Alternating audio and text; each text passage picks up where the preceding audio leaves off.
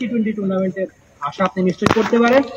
আল Arafah Islami Bank presents MCL টি-20 powered by Walton. আজকে jersey উন্মোচন, কিন্তু আপনি প্রথমবার হয়তো জার্সি দেখবেন। এমসিএল টি-20 জার্সিটা কেমন হবে, আগে আমরা এক একে ক্যাপ্টেনদের ডেকে নিতে চাই। সবচেয়ে সিনিয়র যিনি, খুলনার জিয়াউর রহমান, বসবেন, আপনার যেটা খুশি। তারপর আকবর আলী রংপুর। আচ্ছা, আমরা একটু জুনিয়র সদস্যদের একটু ডাকি। প্রীতম কুমার রাজশাহী,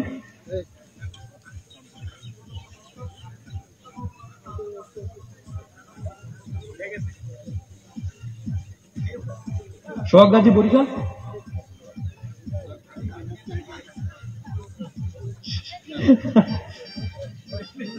এদিকে তাকে না বলবো।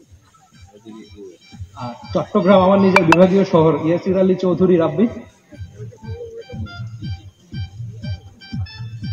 আর লঙ্গার ভার্সনে যারা চ্যাম্পিয়ন হয়েছে, সেই সিলেটের মাহফুজুর রহমান রাব্বি। এমনিতে বাড়িদার নারায়ণগঞ্জ, তবে এবার খেলবেন সিলেটের হয়ে।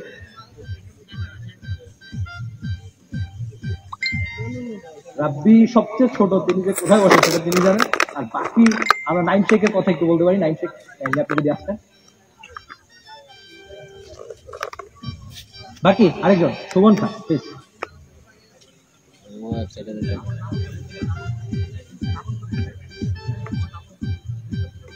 আচ্ছা, এটা আমরা ডাবল করে বসতে পারি যদি, মানে দলের বাকিরা আপনার খুব বয়সে বড়, জন্য আপনার সঙ্গে মজা নিচ্ছে নাকি? আপনি পেসার, আশা করি সামলে উঠবেন, নিজের বলটা যেভাবে সামলান। তবে আমরা একে একে আমাদের সম্মানিত স্পন্সরদের একটু ডেকে নিতে চাই। শুরুতে কাজী মাহমুদ করিম, ডেপুটি ম্যানেজিং ডিরেক্টর, আল আরাফাহ ইসলামী ব্যাংক।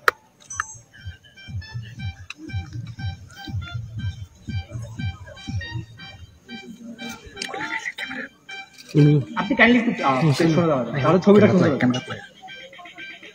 প্রফিট পান চিহ্নতে।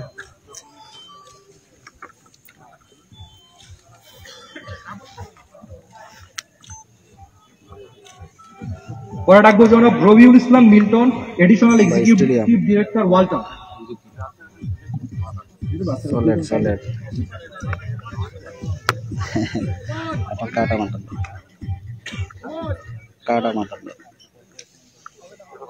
আমরা একটু ছবি তোলার চেষ্টা করি স্পন্সরদের সঙ্গে, ভালো ক্যাপ্টেনদেরও ভালো লাগে।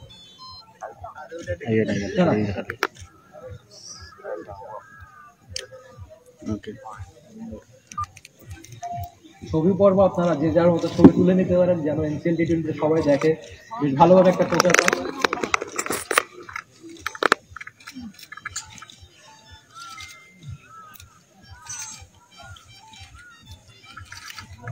থাকবেন সামনে যতগুলো টুর্নামেন্ট হবে, আমরা সঙ্গে আপনাদের পাবো। আপনারা একটু ক্যাপ্টেনদের ছবিগুলো তুলে রাখবেন সিঙ্গেল। সিঙ্গেল করে লোক না, ক্যাপ্টেনদের ছবিগুলো আমরা একটু তুলে রাখার চেষ্টা করি, ভিডিওগ্রাফার বা স্টিল ফটোগ্রাফি সবার জন্য।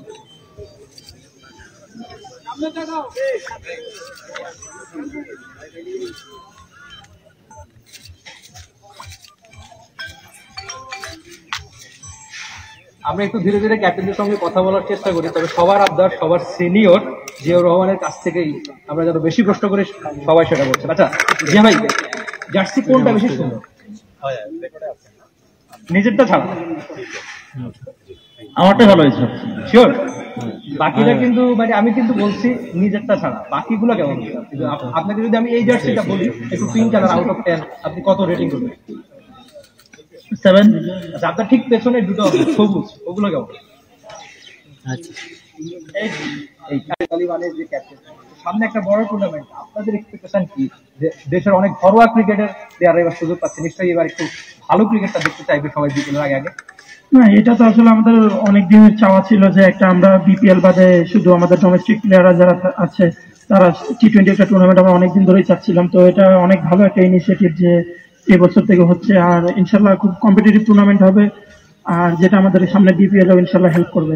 আচ্ছা, থ্যাংক ইউ সো মাচ। আপনার ঠিক পাশেই সুমন খান। আর সুমন, আপনাকে শুরুতে বসতে দেয়নি, আপনি একটু মেজর ছিলেন, পেসার ছিলেন, ঠিকভাবে সামলে উঠেছেন বলটা যেভাবে সামলাচ্ছেন। তো এই সিনিয়র বড় ভাইরা আপনাকে শুরুতে বসতে দিল না, সেটা নিয়ে প্রশ্ন দিল না? আসলে এটাই আমার ভাগ্যে ছিল। আচ্ছা, ছোটটা তো আমি আসলে অ্যাডজাস্ট করা শিখে গেছি, নিজে অ্যাডজাস্ট করে নিছি। যে কিভাবে বসতে হবে, তো সমস্যা নেই, মানিয়ে নিতে হবে সব কন্ডিশন। আপনি বলছিলেন যে সামলে ওঠার ব্যাপারটা, আমি একটা কারণ শুনতে চাই, কেন সুমন খানের দল মাঠে ক্রিকেটে চ্যাম্পিয়ন? এটা কারণ কারণ আমি মনে করি যে আমাদের টিমের কম্বিনেশন সব দিক দিয়ে ভালো, তো খেলা যেহেতু মাঠে, আমরা মাঠে প্রমাণ করতে চাই। আচ্ছা, থ্যাংক ইউ সো মাচ, ভালোভাবে উত্তর দিয়েছেন। সবাই সবাই কিন্তু নাম্বার একটু কম দিন। না, আমার তো নাম্বারিং করছে না কি? জুম করে ফেসও গিয়া হ্যাঁ, 10 আর মাঠে ক্রিকেটে কত হবে? মাঠের ক্রিকেটটা আসলে বলতে গেলে যারা ভালো খেলবে তাদের প্রতি মানে তাদের কাছেই যাবে result.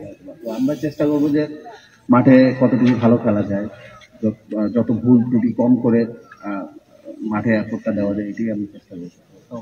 Thank you so much প্রজ্ঞাজি, আপনার জন্য অনেক বেশি শুভকামনা। পদ্মা, চট্টগ্রাম পারবে ইনশাল্লাহ? আচ্ছা, শুধু ইনশাল্লাহ মানে মাঠে ক্রিকেটে সব দেখানোর জন্য প্রস্তুত, কথা তো না? অবশ্যই ওইটা কাজে দেখাই। আচ্ছা, তো আপনার দলে কিন্তু তামিম ইকবাল খান রয়েছে, যার থেকে মানুষের সবসময় আশা বেশি থাকে। এবার কি আজকে প্রথম দিনে প্র্যাকটিসও করলেন আপনারা? অবশ্যই তামিম ইকবালের মতো একজন সিনিয়র ক্রিকেটার থাকা ইটস ডেফিনেটলি গুড স্টাফ। উনিও চাইবেন যে ওনার কাছে উনি যেন ওনার বেস্টটা দিতে পারে এবং ওনার প্রিপারেশনটার জন্য ঠিক মতো হয়। It's a great inspiration for the young cricketers, যারা এখানে অনেক নতুন ক্রিকেটার আছে আমাদের। ম্যানেজদের হোপ ফর দ্য বেস্ট। আচ্ছা, আপনি তরুণ ক্রিকেটারের কথা বলছেন, আপনার ঠিক পেছনে একজন তরুণ ক্রিকেটার থাকে, যদি মাইক্রোফোনটা একটু পাস করেন। তুই তো বড় ভাইয়ের অনেক কথাই বললেন, এনসিএল টি20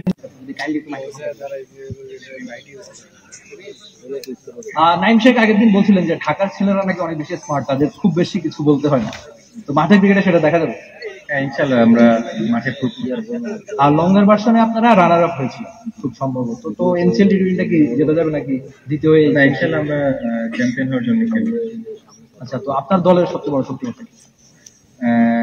আমার কাছে মনে হয় আমরা ওভারঅল সিনিয়র জুনিয়র দিয়ে ভালো একটা কম্বিনেশন। আমার কাছে মনে হয় যে আমার টিমের বোলিং এটা খুবই ভালো। আর বিসিবি এমন একটা দারুণ আয়োজন করছে বিপিএল এর আগে আগে একটা টি20 টুর্নামেন্ট, নিশ্চয়ই আপনাদের জন্য একটা ভালো লাগার জায়গা, যে আপনারা অনেক বেশি ম্যাচের সুযোগ পাচ্ছেন। হ্যাঁ, ডেফিনেটলি। আকবর যেটা বললো, রাবি ভাই যেটা বললো, আমরা চাচ্ছিলাম বিপিএল এর আগে এরকম একটা ডোমেস্টিক টি20 ক্রিকেট হোক, তো এটা আমাদের জন্য খুবই একটা important tournament. Thank you so much. আর ক্যাপ্টেন, আপনারা সবাই একটু থাকবেন আপনাদের জন্য।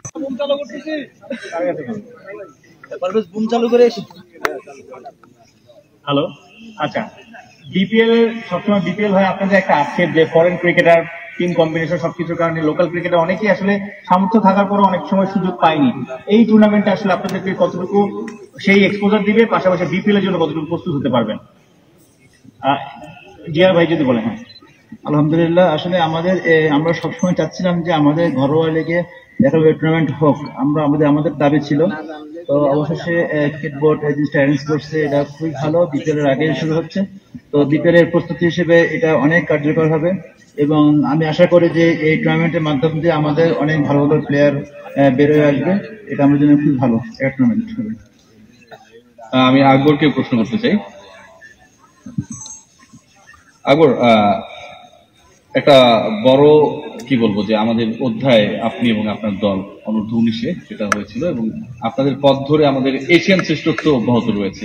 প্রশ্নটা অন্য জায়গায়, যে টি20 লাইভ টেলিকাস্ট যদি আমরা দেখি, মোস্ট অফ দ্য টাইম সেটা হচ্ছে ওই বিপিএল হলেই হয়, কিন্তু এবার আপনাদের প্রত্যেকের খেলা বাংলাদেশের প্রত্যেকটা জায়গায় বসে আমরা দেখতে পারবো যারা আপনাদের খেলা দেখতে চান।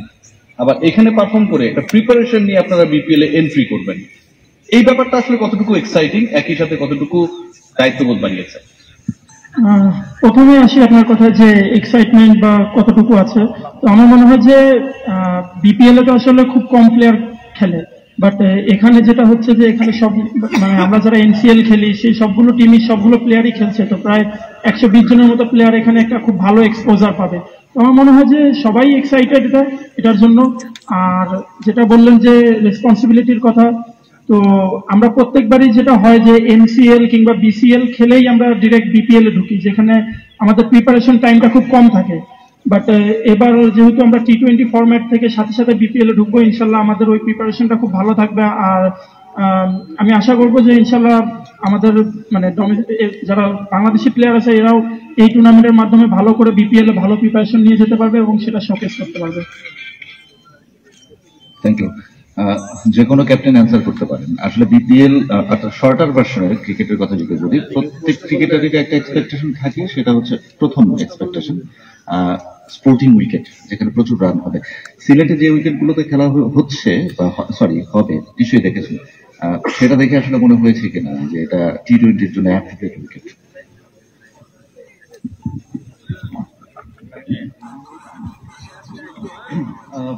আই গেস এনসিএল এর যে ফোর্থের খেলাগুলো হয়েছিল সিলেটের ভেন্যুতে খুব ভালো খেলা হয়েছে, ব্যাটসম্যানরা রান করেছে। তাই করার জন্য সিলেটের কেউ আছেন?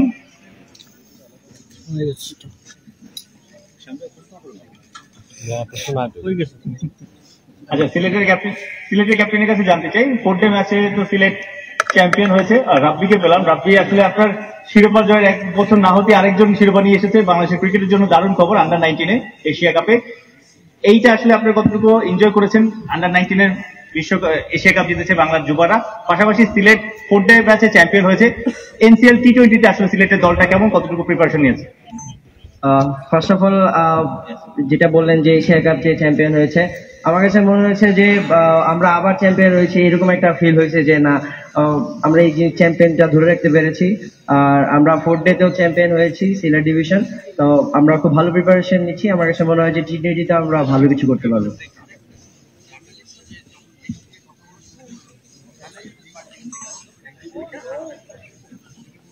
রাজশাহীর ক্যাপ্টেন প্রীতম। প্রীতম, এরকম একটা টুর্নামেন্ট হচ্ছে, মানে এটা আসলে ইয়াংস্টারদের জন্য কতটুকু বড় ইন্সপিরেশন হইতে পারে? কারণ আমরা দেখি যে আমরা সবসময় মানে ফোকাস করি হচ্ছে আমাদের বিগ ক্রিকেটার কারা, বাইরের ক্রিকেটার কারা।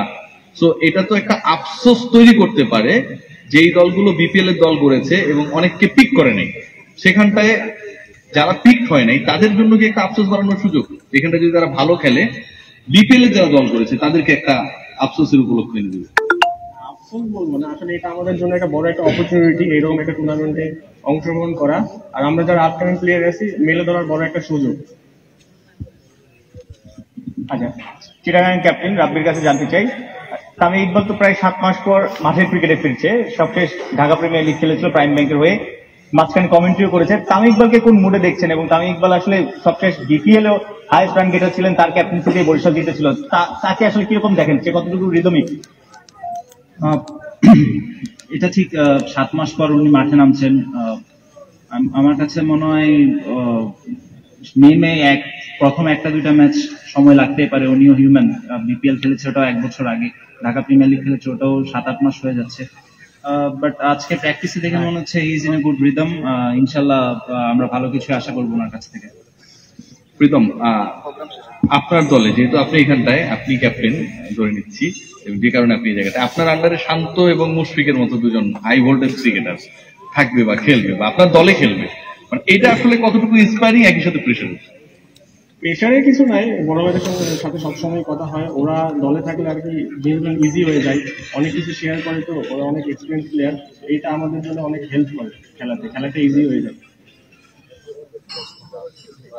একটু নাইম শেখের কাছে জানতে চাই, আর নাইম শেখ তো আসলে বাংলাদেশের টি-20 দলে খেলেছেন, বেশ কয়েকদিন বিশ্বকাপও খেলেছেন 2021-এ, মাঝখানে আসলে ছন্দপতন, সবকিছু মিলে আপনি জাতীয় দলে ফেরার জন্য এই ব্যাক টু ব্যাক 2টা টি-20 টুর্নামেন্ট থেকে কিভাবে প্রিপারেশন করেছেন বা কোন আসলে প্ল্যান করে নামছেন?